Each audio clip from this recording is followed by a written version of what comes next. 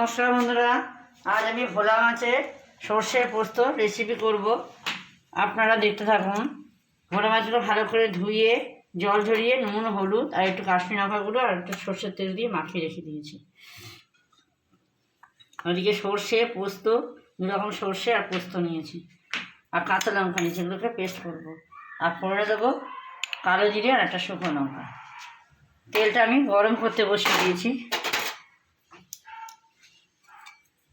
এবার আমি একটা করে মাছগুলো ভেজে নেব।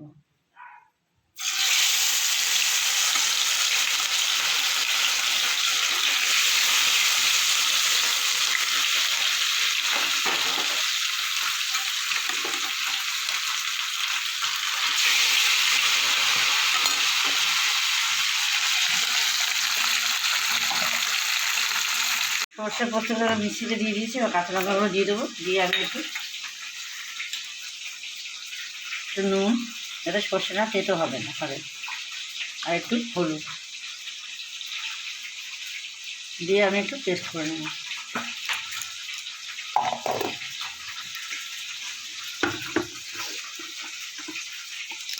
মাছগুলো আমার সব ভাজা হয়ে গেছে, এবার আমি তুলে নেব।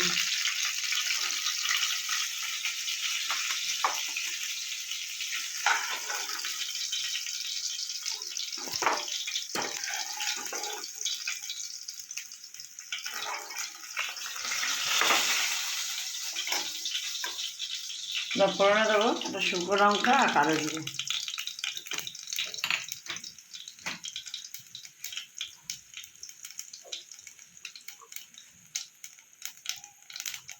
এবার সর্ষে পোস্তটা আর কাঁচা লঙ্কা একসাথে যেটা পেস্ট করেছিলাম সেটা আমি দিয়ে দেবো।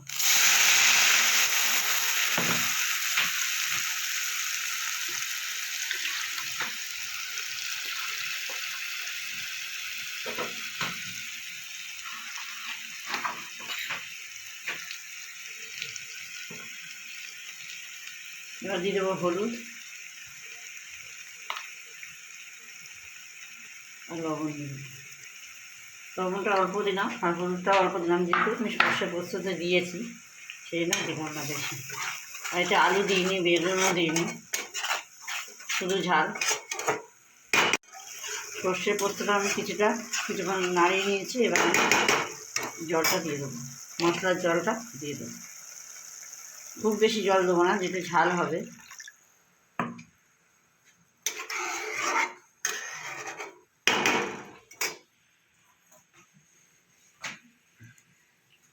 উপর থেকে দিয়ে দেবো দুটো ছেঁড়া কাঁচা লঙ্কা।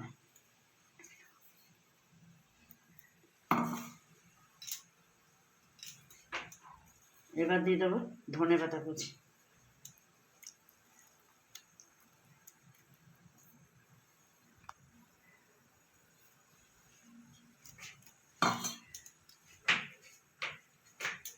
এবার গ্রেভিটা আমার ফুটে গেছে, এবার আমি ভাজা মাছগুলো দিয়ে দেবো।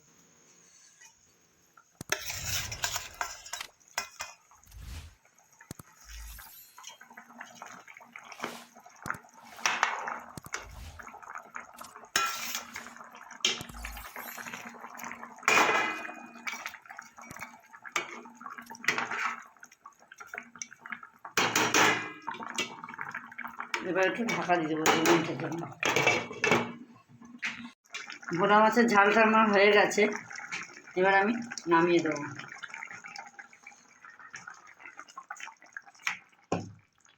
বন্ধুরা, আমি বাড়িতে যেরকমভাবে ভোলা মাছের ঝালের রেসিপি করলাম, আপনারা বাড়িতে করে খেয়ে দেখবেন। কেমন হয়েছে আমাকে জানাবেন। লাইক, কমেন্ট, শেয়ার করবেন আর সাবস্ক্রাইব করবেন।